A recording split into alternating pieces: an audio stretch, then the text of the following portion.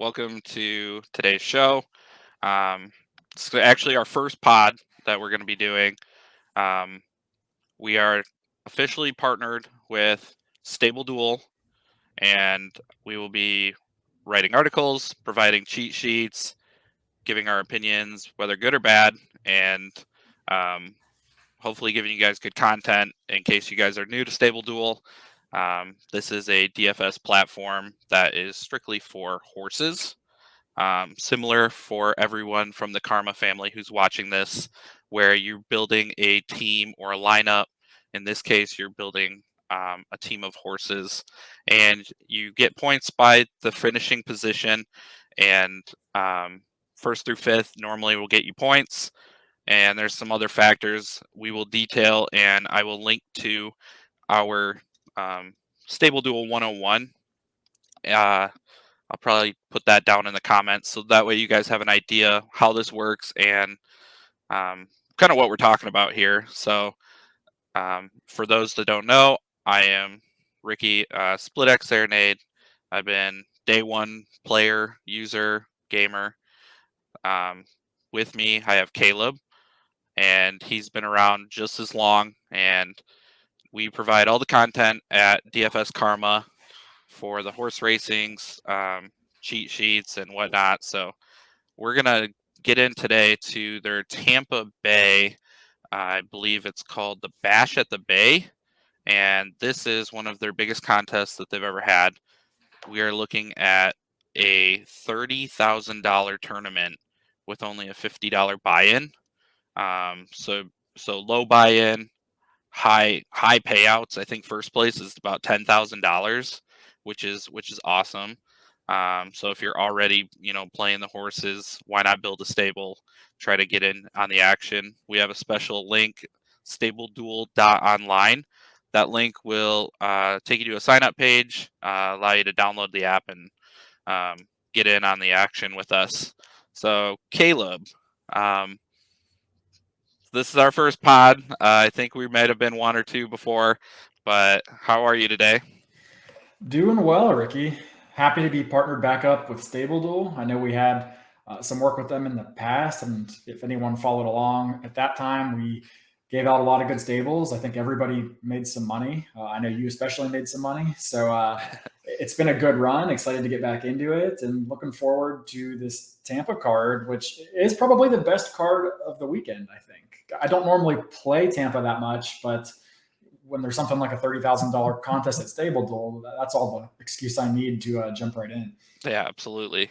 So I think for everybody watching, and obviously this is our first run through, and we're gonna try to find a format that works. We're gonna try to not take up all your time, but we do want to get you the info that our opinions, at least, whether good or bad. Like I said earlier, we still want to just lay them out there on the table. Now we're on record with it, and hopefully win us some money here. So I think for future and for today, you guys will see that we're going to go race by race, and we're going to kind of give our favorite horse, or maybe some value horses if we have any, maybe one that we want to avoid completely if we're really against something.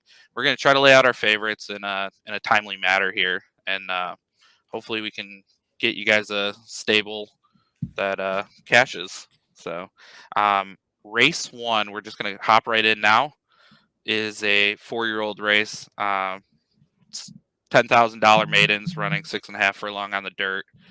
And for me, my theme of the day is probably going to be inside speed. I love inside speed at Tampa. I'm like Caleb. I don't play too much here, but when I do, I usually look for the inside speed. I like it on the dirt. I like it on the lawn. Doesn't really matter. So for me, I kind of landed on the 2-step dance, and I love that this horse finally figured out the distance and which surface to run on. My issue is that it hasn't ran in a year. So when you're sitting there looking at a horse like this, you're kind of banking on, hopefully the trainer has this horse up to speed. I was looking at a lot of previous works. It looks like the horse is improving with every workout, and I'm hoping or praying if I use this horse that this horse can kind of take him the distance, because this horse looks like it's going to be on the front end, assuming that it has the same run style that this horse ran last year. Caleb, what did you see in this race? Yeah, so I'll come right out and say that this is probably not a race I'm going to play anything in StableDuel in. This race just sort of feels like it's ripe for chaos, and I don't want to get burned by a horse that fails to show up and gets beat by 25 lengths. So, with that being said, I'm not totally against your one horse here. I do think that he's a likely winner. You kind of highlighted my main concern about the big layoffs. The horse has 4 starts now as a 6-year-old with some breaks in between those running lines. So that's just a horse I'm nervous to latch onto at 7-2, or at a fairly expensive price at StableDuel. So I'm not against him. I think he could win, and if you have more confidence in him being better than the rest, I think that's a smart play because he does kind of fit the profile here. The horse that I ended up kind of looking towards, if I really had to pick somebody here, would probably have to be the 5, Giovanni's Promise. So this is not a horse that's also easy to fall in love with necessarily, but the horse does have some tactical speed, showed improved speed last time out, and gets a cutback here from a mile to 6.5 furlongs. If you look at some of the races, this kind of seems like a horse that just has a little bit of trouble finishing off races. Seems to back up when they hit the stretch, but does have enough speed to get involved early. This horse is a little more lightly raced than some of the others in here. He doesn't have 17, 18, 20 starts. And if you throw out some of those turf races where this probably just on the wrong surface, then I think the form looks a little bit better, as he has finished in the money in 2 of his 4 starts over a fast track. So I think the cutback here makes sense. You're getting some respectable connections, and I wouldn't bank my house on this horse necessarily winning, but he's probably the horse I trust the most to at least sort of run his race and finish somewhere in the top 3. Yeah, I did take a look at that horse too. It's like you said, it's hard to trust anybody. Um, so for those that don't know me or haven't been around the horse stable duels and seen my winning lineups, I usually try to stay away from maiden claiming races. Um, I really am not a fan of them. I'm not a fan of maiden special weights usually either, unless I really have a strong opinion. But I try to stay away from them. So just for transparency, I am not going to be using that one horse in my stable. That is just strictly if I had the extra money and I wanted to take a gamble, I may look at it. But currently, I have one build up, and that horse did not nobody from this race made my stable. So I'm probably like you, where I just dodged this race completely, and obviously I move on to race 2, and that is where I put in my first horse. Um, you know, don't shoot me if you just heard this, but I do like speed. I do like the inside. Um, I will take 5-2 on Let's Take It Izzy. So this horse is $8,500. I don't see a lot of speed signed up on this race. Unfortunately, the 2 favorites in this race are both kind of speed horses, or at least on the pace type, and that would be the 7 Acting Lucky at 2-1, and then obviously the 1 Let's Take It Izzy. I think these 2 just kind of guide the whole race, probably unhurried. So you're looking at this 7 or this 1 possibly running down the stretch, in my opinion, with nobody really catching up behind. If I had to take a flyer, for me, I kind of like My Blonde Mary, which is the 5 at 12-1. So this would be a value horse that you're kind of just hoping collects some points on the underneath, so like 3rd, 4th, or 5th. I think this horse shouldn't be too far back, and without any sort of pace, it's hard to kind of run at the top too. So if I were to use this horse, I'm hoping kind of for minor awards, and this horse shows that it can do that. This distance isn't crazy. It usually finishes in the top 5 when it's running at 6 furlongs, 6.5 furlongs. So if I were taking a value horse here, that the 5, My Blonde Mary, but I'm going to put Let's Take It Izzy into my lineup. Yeah, I think you see the race similar to me, Ricky. With that, I think it probably goes through the 1 or the 7. I do like Let's Take It Izzy. This horse is getting claimed by Susan Arnett, who is an unbelievable 48% first off the claim the last 3 Wow. years. Just an incredible stat. So I'm with you. That horse makes sense. I would probably lean the other way and go towards the 7. I think the 7 is probably a little quicker and will secure the lead here. My big question with Acting Lucky is just that last furlong, or last 16th rather. This is a horse that has struggled to finish off races going shorter and now has to stretch out an extra furlong or so compared to where she's been running. The reason I'm a little bit more confident that I think she can still get the distance despite some of her struggles lately is just the barn change. This horse was in the I don't know this trainer. I'm not even going to try. But it was a 4% barn and is now into Ronaldo Richards' barn at 15%. So that's a huge upgrade in terms of the trainer. The horse has had some time off, and I think that should be the controlling speed in this race. So I do like the 7 and your 1. I don't. I'd be very surprised if anybody else wins here. Yep. And I had a hard time latching on to any particular bombs that I thought would outrun their odds. I do think your 5 is a nice kind of closer that could potentially clunk up and maybe get a minor award, but I'm just not sure. If there was really anybody in here I would use beyond the 1 or 7. Sure. Nope. I mean, we're both in agreement here. 7 and 1 is kind of you're taking a shot. Can 7 get the distance? Because I also think 7 will probably beat the 1, but I don't know. Tampa's kind of weird in that inside speed. Sometimes the inside they'll surprise you. So all right. So race 3 is an 8K claiming race for 4-year-olds going a mile and 40 on the dirt. Um, what did you see here? I'll let you go before I steal all your thunder. You're good. No. So in my actual stable, I ended up going with a value play here, but it's not a horse that I would probably say is the most likely winner. The horse I landed on in this race as my stable pick is actually the 6, Starship Oreo. And as I mentioned, this is probably a horse that I would not probably win bet this horse necessarily, although I do think that he has a chance to win. My bigger reason for using this horse is just that he's very consistent. I mean, if you look at his career, I mean, he has 10 starts and he's finished in the top 3 in 6 of those 10 starts. Last time is one of the times he did miss the board, but looking at time for him, they have that race color coded in dark red, which tells you that a strong speed bias was in effect that day. Looking at the way that race was run, pretty much nobody could close. So I'm not really going to hold that against him.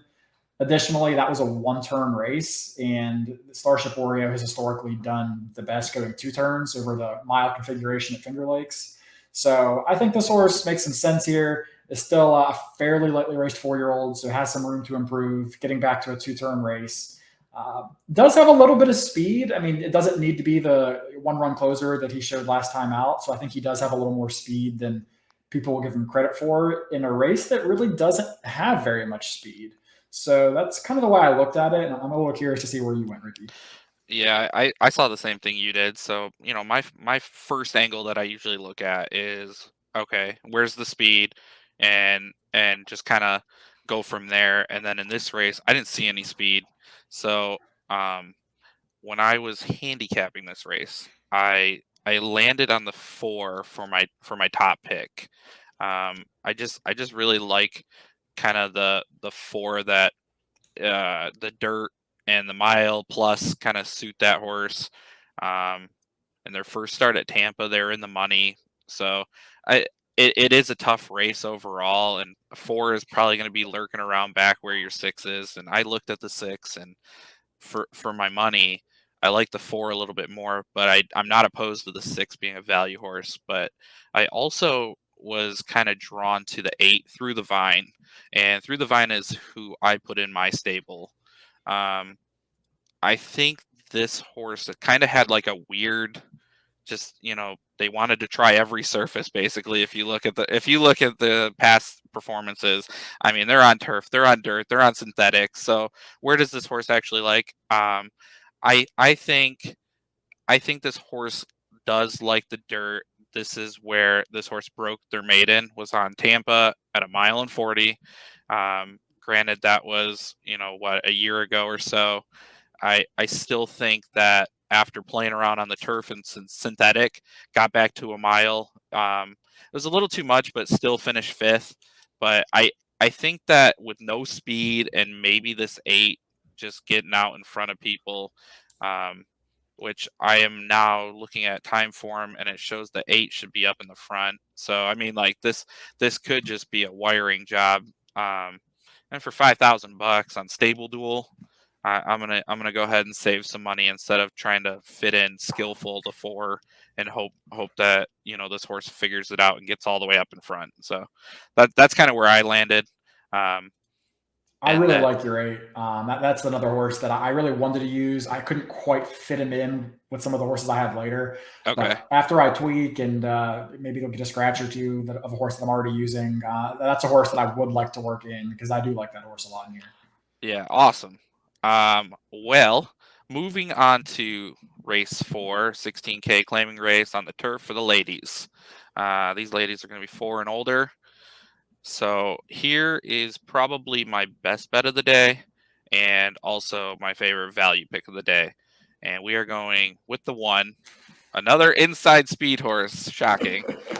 This horse, Kiss Me Lips, for $750, real cheap. Hopefully that horse kind of lingers around there. Anyone who's listening to this pod, go ahead and bet this horse up. I think win place show.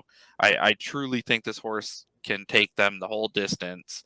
The only thing is this horse is going up in class, and it is going to be a stiff class hike. But I think that this horse is going to control all the speed, and in her 2 starts where she has wins, she was the controlling speed. Nobody pressed her. So it shows that when this horse is up in front and nobody's touching her, she can get this distance no problem. So I'm going to lock this in as my best bet, and this horse is going to be in 100% of my stables. Ricky, we are on the same page once again. Oh man, I'm glad to hear it. Yes, I like this one. I'm a little nervous, but at 12 to 1, I think I use this horse in my stable. If I was betting, I would win bet this horse at 12 to 1. I would use this horse in all my pick 5s, pick 4s, any kind of multi-race wager, because it's a horse that, like you said, should control everything on the lead. I'm a little nervous from a StableDuel perspective, considering this horse was beaten combined 50 lengths in his last 2 starts. We don't talk about that. But the way I think he's actually getting a pretty big class drop in this race, dropping out of the allowance race down to a claiming non-winners of 3. So I think this is just a more realistic spot, and he should be the controlling speed. Typically, I do prefer closers on the Tampa turf. I think speed does have a hard time, but the value here is just massive, and I don't think that can be overstated. So I do really like your horse here. Is there any other horse that you're looking at in that race that you think, if the 1 doesn't get there, has a shot at taking over? Yeah, so I had 3 others written down. I don't really want to take a short price in this race, but I did look at like the 9 and the 10 a little bit. I think they both make some sense. Probably the one I would lean on, though, would actually be the 3.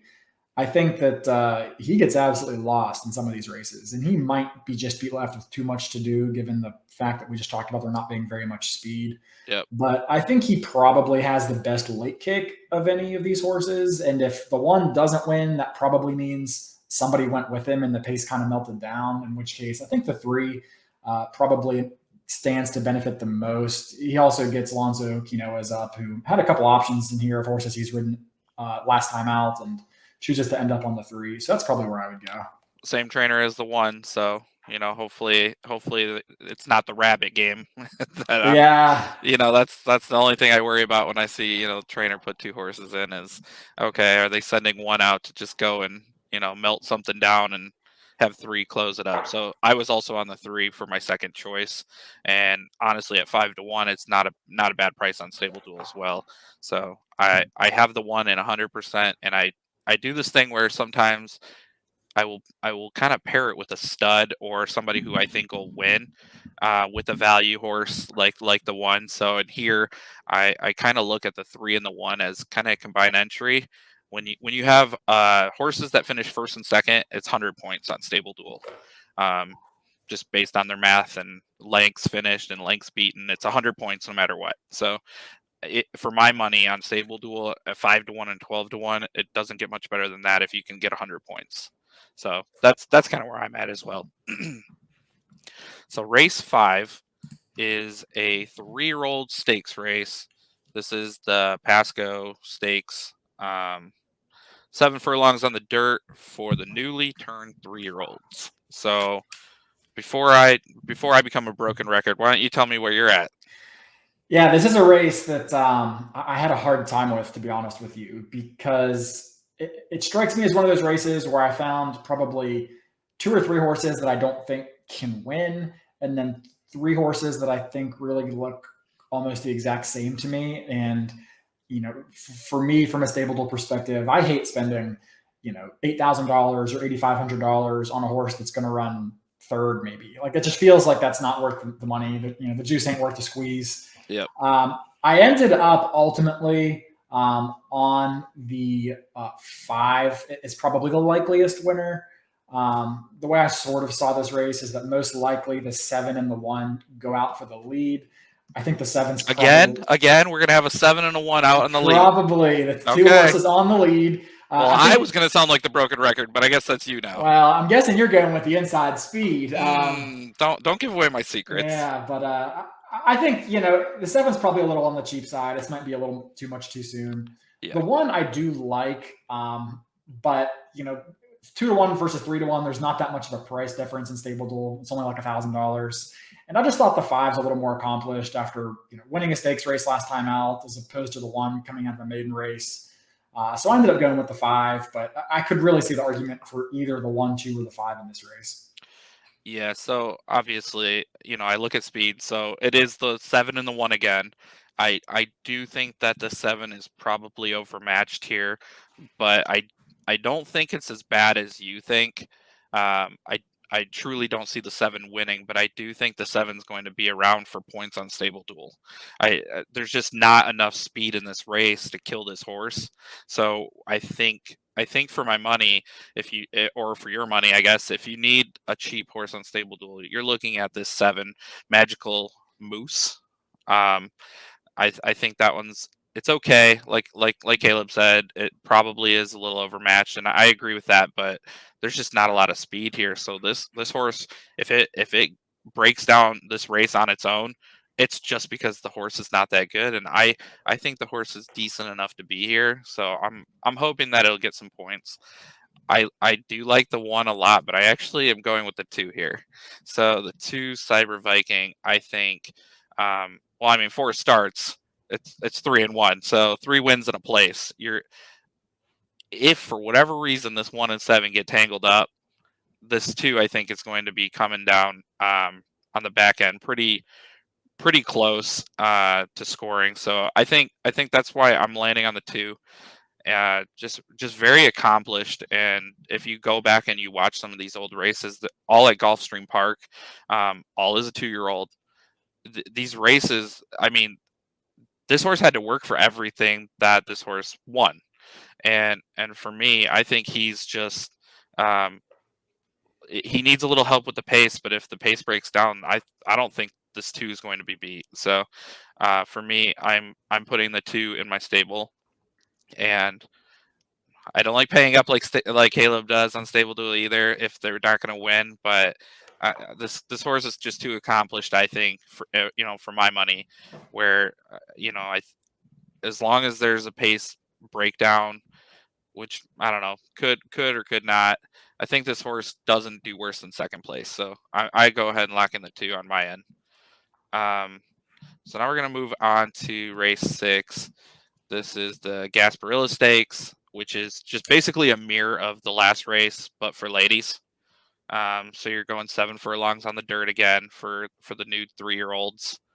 It was just their birthdays, all their birthdays, the collective birthday, just 15 days ago. So I I had trouble with this race. I don't know if you did, but for me, I kind of struggled. There's not enough value with the 8, which is strategic bird, $8,500. She's the only speed in this race. Again, it's really crazy when you go and you look at all these races today at Tampa, and you just see, wow, there's lone speed, maybe only 2 speed horses. So like honestly, with the way this horse ran and in her first 2 starts, she won by 12 lengths and then she won by a neck. But she did this all on the front end. So if it, there's not a lot of history here with only 2 races ran, but when you have a horse that just does that and does what it does on the front end with nobody challenging, um, I think the extra furlong might bite her a little bit. So there's not a whole lot of value, like I said, but I do think the 8 wins this race. I guess if she's pressed at all, I would kind of look at Outfoxed only because it has the distance experience in this race. But Outfoxed, I think, is going to have to come from a little ways back, and if there's nothing to run at, it will be tough. So for me, I have it penned down as 8-5-2. And if you have any other opinion on this race, Caleb, I'd love to hear it. Yeah, so this will be a fun one to talk about because I don't really have any of those horses. Okay. I don't dislike them. It's like I get everything you're saying about the 8. I think he's or she's, excuse me, a pretty likely winner. But Yep. the last race kind of bothers me. I mean, she was life or death to get 6 furlongs. Now she has to go 7 against a better field, I think. So that's not a horse I want to pay up for. Yep. Almost the same argument with Outfoxed. I mean, this horse crushed 2 Florida bred races, but didn't really land a punch in her debut. Now, obviously, she was against Echo Zulu, so there's no disgrace there. But I'm just not really sure how good this horse is. She just clobbered 2 overmatched fields and has now come into probably a much better field off of a layoff. And again, I mean, the horse might be a monster. This could be your Oaks winner, but well, I doubt that. But I mean, but you never know. It could be, or it could just be, just another horse that kind of beat up on some bad fields. And I just don't know what to do with this horse, and I'm not comfortable spending up for her. Sure. So the horses I actually landed on here were 2 longer priced horses. They're relatively longer priced. And I doubled up in this race in my stable, or the stable I've put in so far. The first was the 4, Goddess of Fire. I think this horse is going to be at maybe a bit of a pace disadvantage, but I do think the pace is a little more contested than maybe you, because I do tend to think that the 6 Platinum Gem is going to be involved early on. And then I'm not too sure what some of these other horses, like maybe the 1 from the rail, might try to get involved. So I don't think it's going to be super quick, but I think it'll be honest. I think the 4 is a horse that's probably just getting back to what she wants to do, which is sprinting. They tried her in a route going a mile in a grade 3, which is a little bit too much. They tried her again at Belmont and just attempted, and again, just probably a little too far. Maybe didn't care for the track, but probably gets to a more realistic level at the right distance. Everything Pletcher's Barn is sending out right now is just on fire. He's like 40% or something at Gulfstream. He's out of the 5 runners he sent to Tampa this meet, he's got 3 winners and 2 second-place horses. So you can't really sleep on anything he's throwing out right now. The other horse I landed on as a super value play would actually be the 7, Eros' Girl. And this is a horse that I don't think can probably win, but ran way better than she was supposed to in that last race. That race was coming off of a 3-month layoff on a day on Christmas Eve at Tampa, where speed was a huge advantage, another heavily speed biased day.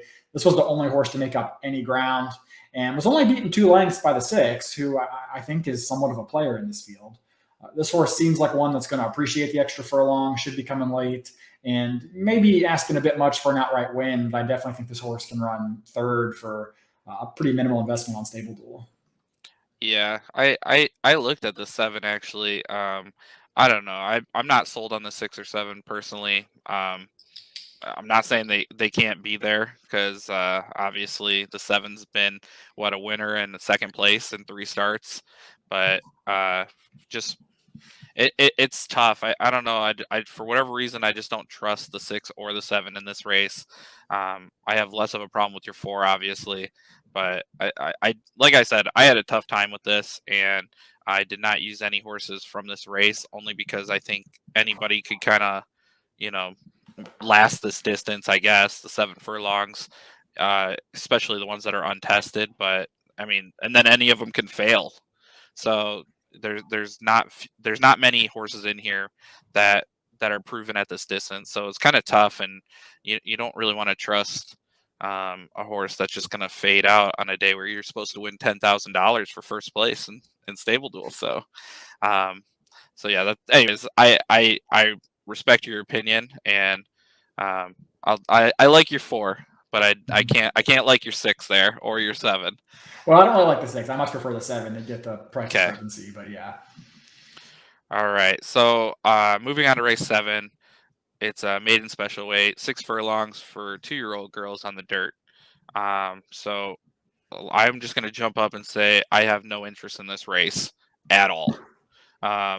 There's so many first-time starters, and unless you're going to really get into the nitty-gritty and start digging into pedigree and wondering and hoping and praying that somebody runs their race perfect on their first time out, it's just too much for me to trust.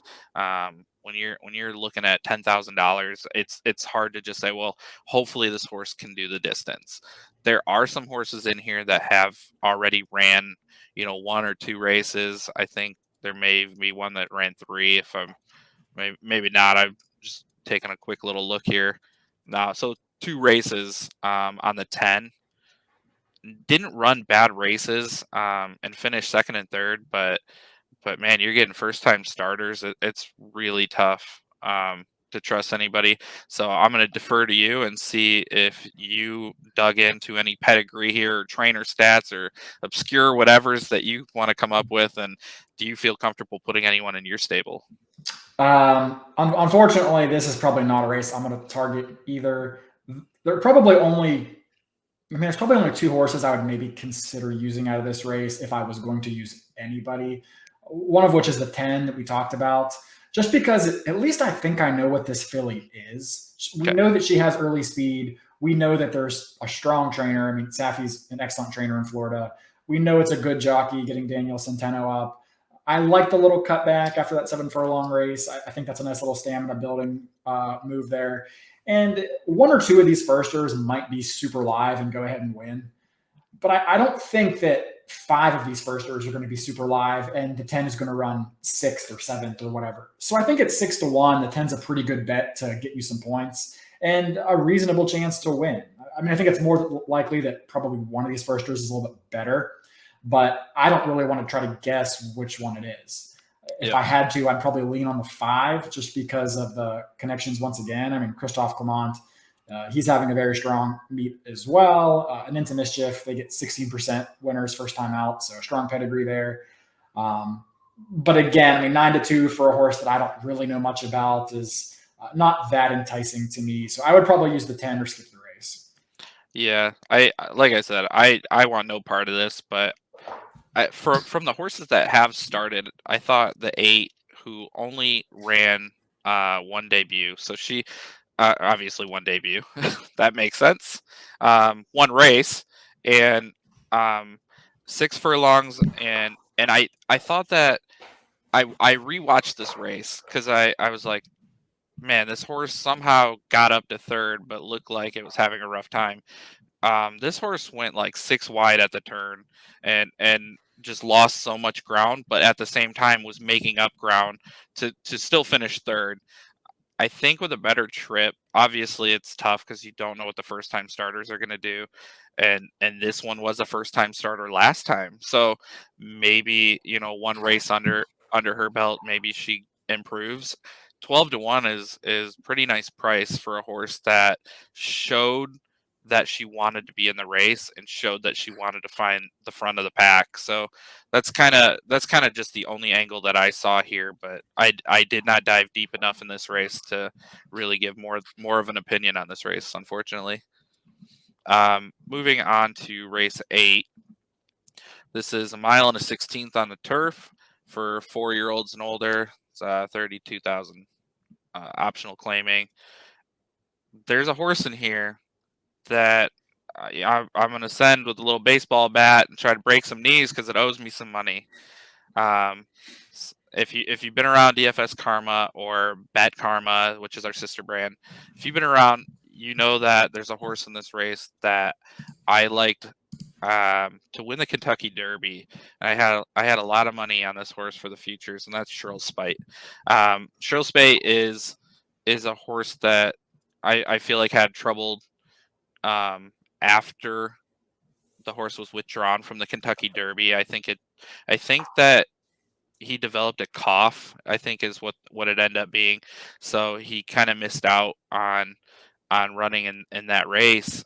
But man, I truly thought this horse could do something. It was going to be his first start on dirt, and I just thought that, man, what could have been. But now I'm here to collect money. So at 5-1, I will be betting this horse. Turf is clearly the surface that this horse likes. It's ran well on the synthetic, which is, also sort of like turf, I guess, in a way. Any horse that does well on the synthetic normally translates to turf. But I think that this horse is going to be in the money. It needed this race, I think, back at Gulfstream Park on the 19th of December, because before that it's been out for just forever.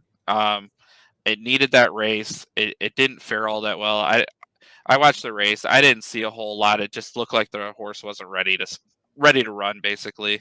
With that race under the belt, I think the 5 kind of towers over this field, in my opinion, and as a class standpoint. But I can make points for other horses in this race too. I think the 2 is obviously, a 2-1.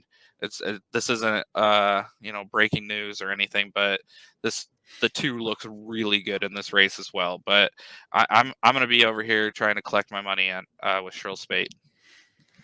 Yeah, so I looked at Shrill Spate for a long time in this race. I ended up not using him just because there's just some question marks for me there. I mean, you make some good points about maybe he needed maybe dirt's not the right surface, and maybe he needed one off the layoff and whatever else. But he just hasn't run a winning race in a long time. It looks like he might have some soundness issues, and I just had a hard time really latching onto him, thinking like this is the time I want to bet this horse. Like I think I'd rather see some sign of life before getting behind him again. But at 5-1, I wouldn't blame you for taking like a mid-priced horse in this field. For me personally, I'm probably going to do something a little bit less original. Breaking news: this Chad Brown guy is pretty good on the turf. So I'm going to use the 2 horse Kiramata. This is one of the horses I'll probably build around. This horse is the fastest horse on paper in this field, given the speed figs he's thrown up on time form. I think that just Chad Brown, his horses almost never fail to show up. Even though he doesn't typically send his best to Florida, I think his JV squad is still probably good enough to handle this group. That dinner party was a significantly better race than this optional claiming that he's in today. Absolutely. So even if he just needs a start off the layoff, which Chad Brown horses typically don't, he's 28% off a 90-day layoff or more. I just think he makes all the sense in the world. I'm not going to really try to beat him here. I would like to try to make an excuse for maybe like this, not an excuse, but make a case for like the 6 maybe. That's the horse I was looking at a little bit, or even the 8 maybe. But the 6 at 7-2, I need better value. That's not the right price for me to go there for a horse that I think might want to go a little bit farther. And the 8th is a horse that could probably clunk up and probably set through pace and probably can't win, but at 10-1 might run 4th in this field. But I probably won't make that much of a reach. I'm probably just going to use the 2. Yeah, sure. So for my transparency, we have a spot, I guess, on DFS Karma where we will post our core plays. And if you're unfamiliar with DFS format or what core plays means, it means that we're going to give you our stable that we're going to be building our stables around, but we're going to leave about 3 horses off of that, just so that way you guys can kind of come up with your own opinions. So we put these out every time we do a cheat sheet. we'll put out our core plays. So for transparency, when you guys see my core play, that'll probably be posted tomorrow morning. You're going to see the 2 and the 5 in my stable. So I'm hoping to double up and grab 100 points while using some expensive horses. I feel like because that 2 I think is $9,000 if I'm not mistaken. Yeah, so 9,000, and then obviously at 5-1 you got 6,000. So I'm using a lot of my money, but that's all because I found value in those other horses that we previously talked about, and leads me into another value horse in race 9 that I like. We have the 1 horse that is a speed horse on the inside at Tampa on the dirt. It's another stakes race here. This is the Wayward last stakes. It's for 4-year-olds and olders for the ladies. I like the 1 here. I don't think the 1 is going to have as easy of a time just being out on the lead like on her own. But I do think that this horse is going to be able to take them the distance, and if not win, I do think that this horse gets points on StableDuel. So because I went so price heavy in the last race, I'm okay just using this one for $1,000 in this race, and hopefully collecting some points, if not win. So for race 9, I landed on the 1, and that is where I will die because I think the 1 is going to be in all my stables. That's interesting you bring up the 1 because I liked actually, 2 to 3 horses in this race. I looked at the 1, but I actually took the other cheap speed, the even cheaper speed, I think, which is the 2 here, All Good Times. I think that they're roughly as quick as each other. I mean, the 2 coming out of sprints maybe has a slight edge. I mean, I'm not sure how well the turf speed is going to translate with the 1. But the 2, the reason I kind of lean towards him is just mostly from a connections play. I mean, Darian Rodriguez, he's 37% first off the claim last 3 years, which, with a positive ROI. This horse likes Tampa. He's got 5 wins in 5 places from 17 starts at this track. He stretches back out to a route here where he should be able to be on or maybe just off the hip of the 1. And I do like the outside draw compared to the 1, where he's going to be able to sort of dictate his own terms. He's not forced into going full send if he doesn't have to. He could just sit just off. Whereas I think the rail position of the 1, you don't really want your turf horses taking kickback. I think they kind of have to send that 1. So I actually think that horse has a chance. I mean, he's not probably my top pick, the 2, but at 20-1, if you need a real cheap flyer, I think you could do a hell of a lot worse. Yep. The horse sorry, go ahead, Ricky. I was just going to say, I agree with what you're saying. I just want to point out, so the 1 I feel like really has only 1 true start on the dirt. I think you just brought that up where you said I don't know how the turf speed is going to translate to the dirt. So there is risk. That's why I said I'll die with this horse if I have to. I'm going to throw out the 1 race where the Nantucket Red was running because it just got washed off the turf. Other than that, it's just one race on the dirt out of 32 starts, I believe. So I mean, this horse is going to be unfamiliar territory for this horse, but I do like your 2 because the horse is proven at this distance. So I just want to tell all the people watching, I agree with your pick. The 20-1 I don't think is going to stay either. I believe that will be bet down. Yeah, I completely agree. You might get half of that, maybe less, truthfully. I'm not sure. Interesting thing about your 1 is I just noticed that the trainer, Michael Wright, has only had 4 starters this meet, and he has 4 winners from 4 starters, which is interesting. I noticed that as well. It was very interesting. That's promising, to be sure. The horse I actually ended up on, though, a little bit more is the 6, Striking Chrome. And this is a horse that I think is the most consistent runner in this entire field. If you look at her career, she has 14 starts, and she's hit the exacta on 10 of those 14. And that's across different surfaces, different distances, sprints, routes. She really just never fails to show up. And I always like a horse that does that. She has speed, but I don't think she'll be on the lead. I think she gets that really cozy trip sitting behind the 1 and the 2. And in the event that they both end up going a little too quick on the front end, I think the 6 gets a perfect stock and pounce kind of trip. And that's a horse that at 10 to 1 I think is also an excellent value play here. My real kind of position here is I'm not a big fan of the 7, so I wouldn't spend up for that horse. Sort of lost without much excuse last time out. So for me, I'm going to try to hope that horse takes money, take advantage of the morning line there, and try to hit some, in my opinion, maybe soft morning lines with the 2 and the 6. Yeah, I think we're on the same page. So when I handicap this race, I have the 1 on top. I have the 6 in second place. I have the 5 in third. So it sounds like we both just ditched the 7, which is the morning line favorite. And I mean, we have 2 of the same value horses, I guess, and I don't have any problem with your 2 either. So I think we got this. I think we're on the same page here. Going into the nightcap, I guess. It's a maiden race. We got 4-year-olds and older, ladies. Mile and a 16th on the turf. I feel like it's pretty typical of Florida tracks and I guess other places, but they love to end with like maiden races. And man, do I just not really have a strong opinion here. There's definitely some mystery in here, but at least some of these horses are like more raced than what was that, race 7, where there was just a ton. It was just littered with first time starters. At least these ones have ran a little bit. I'm not going to use anybody from my stable or on StableDuel in my stable, but I do like, if I were to take a shot, I kind of like the 8. I mean, 2 starts, they were nothing impressive, but I just hope that the 8 kind of gets kind of, I don't know, I guess just improves off those 2 starts, but it's tough here. I don't know. What did you see, Caleb?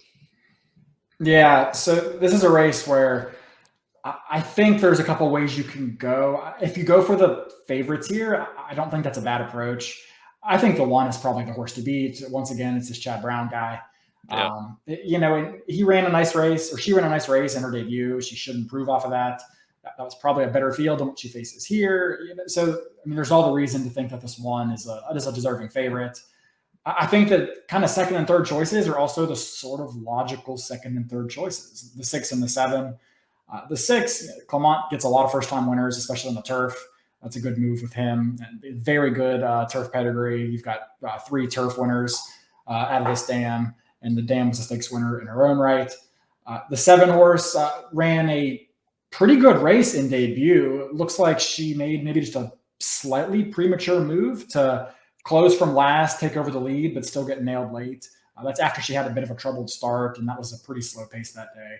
So I think she makes a lot of sense as well. She should improve off that effort, similar to the 1. I wouldn't talk anybody off of using any of those. I would probably lean towards the 1 or a bomb, though. I don't really want to bank on a firster at 4 to 1. And despite the results of the 7, the figure came back a little on the slow side. And given 7 to 2 versus the 2 to 1 on the 1, I think incrementally the 1 is much more likely to win than the 7. I'd pay up for the difference. There was a couple of bombs I thought looked a little interesting, mainly the 3 and the 4. The 3 horse, that kind of just is more of a pedigree play for me. Not this time, is getting excellent turf offspring. 17% of his runners are winning on turf and 18% winning first time turf. The bottom also has a lot of turfy pedigree. Horse has a 1/2 sibling on New Year's Eve, which is 1 for 1, won her debut on the turf. So certainly there's some win early pedigree there, and there is some good turf pedigree. Timothy Ham isn't a guy that I typically associate with getting firsters to win on the grass, but this horse has a long string of works. It seems to be working pretty well, and that's one I would kind of look at in addition to the 4. Before I talk about every horse in this race, the 4 is just a horse that seems to have woken up a little bit since getting put on the turf.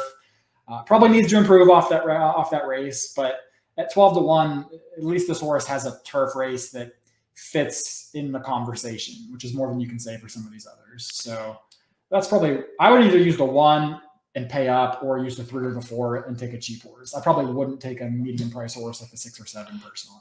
Yeah, just to piggyback on your 4, I did take a look. Obviously, that horse is more race than most in here, but for her first start on the turf, I mean, she really showed something, near the end where she was running and grabbed second place, and that was at a mile. So it looked like she had a little more in the tank. I don't think a mile and a 16th is that crazy here, but I I do think that for me, it's a tough race to use anybody. I probably won't have no problem if you're going to use Mr. Chad Brown, or if you're going to go outside the box here. Um, but for me, I'm not using anybody. So I believe that ends the card, Caleb. I think so. All right. So tomorrow morning, mine, Caleb's cores will be posted on dfskarma.com. There's a little spot that says horses, and then you click on that, and then you can get to our core plays. We may throw up an article. I think you're planning on writing something down, maybe a little something what we just talked about here, really highlighting your favorite horses to use. I know I'm going to take I'm going to take an approach where I'm going to talk about my favorite value horses, which I kind of explained here, but I'm going to go into a little more detail in writing. It's usually easier that way to kind of convey my point. And then I believe the contest starts around 12:30-ish. I can't really recall. 12:30 Eastern, maybe 12:20. I can probably pull it up on my past performances here. 12:14. So a little bit of an early start, but hopefully you guys are all playing along, and visit StableDuel.online to sign up if you guys do not have an account already. And hopefully we'll see you guys on the leaderboards. All right. Thanks, everyone.